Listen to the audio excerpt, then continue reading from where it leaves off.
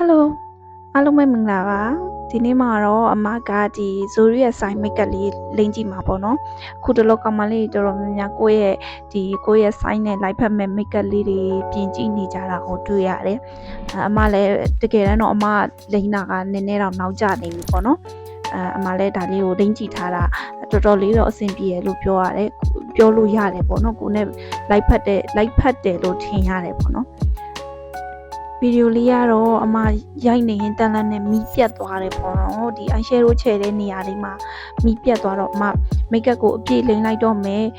မီးစက်နှုတ်ပြီးတော့ဒီ photo လေးပဲရိုက်တော့မယ်ဗီဒီယိုမရိုက်တော့ဘူးဆိုပြီးတော့ makeup တွေအပြည့်လိမ့်နေရင်တန်လန်းနဲ့ပဲ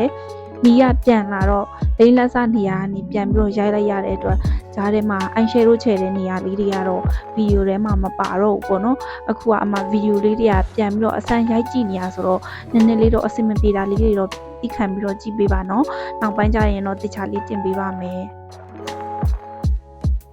အမလိုမျိုး Taurus sign လေးတွေရှိလား Taurus sign လေးတွေရှိရဆိုလို့ရှိရင်ဒီ makeup လေးကို light လိမ့်ကြည့်ပေါ့နော်တော်တော်လေးအဆင်ပြေရဲ့ပြီးတော့ Taurus လေးရဲ့အလှကအရိုးရှင်းနဲ့ရှုပ်ရှက်တွေနဲ့တိတ်မလိုက်ဘူးလို့အမှားထင်နေပေါ့နော်အမရဲ့ဒီ personally ခံစားချက်ပေါ့ရှုပ်ရှက်တွေနဲ့မလိုက်ဘူးရိုးရှင်းအလှလေးပုံစံလေးတွေအဝတ်စားလေးတွေကအစားရိုးရှင်းပုံစံလေးတွေနဲ့ပို့လိုက်တယ်ပြီးတော့Taurus တီရဲ့အလှကတိတ်ပြီးတော့ cute ဖြစ်တဲ့ဘက်ကိုမသွားဘူးပြီးနည်းနည်းလေးဆွဲဆောင်မှုရှိတဲ့ဘက်ပေါ့နော်ချစ်စရာကောင်းတဲ့ look ထက်နည်းနည်းဆွဲဆောင်မှုရှိတဲ့ဒီ sexy ကြတဲ့look ဘက်ကိုပို့ပြီးတော့သွားတယ်အဲ့လို look တွေနဲ့ပဲပို့ပြီးတော့ light တယ်လို့ထင်တယ်ပေါ့နော်အမလိုပဲဒီ makeup look လေးကိုကြိုက်တယ်အမလိုပဲဒီ personally ခံစားချက်နဲ့တူတဲ့လူတွေရှိလားရှိလို့ရှိရင်ဒီလို makeup look လေးတွေကို light လိမ့်ကြည့်နော်တကယ်လို့ကိုက makeup လိမ့်ရတာအဆင်မပြေဘူးကိုကဘယ်လို makeup look မျိုးနဲ့ light လဲဆိုတာမသိဘူးဆိုလို့ရှိရင်ဒီကိုယ့်ရဲ့ sign makeup လေးတွေကို Pinterest မှာခုနအမအရှိဆုံးမှာပြထားသလိုပဲ Pinterest မှာဒီကိုယ့်ရဲ့ sign နဲ့ light ဖတ်မဲ့ makeup look လေးကိုရှာပြီးတော့လိမ့်ကြည့်နော်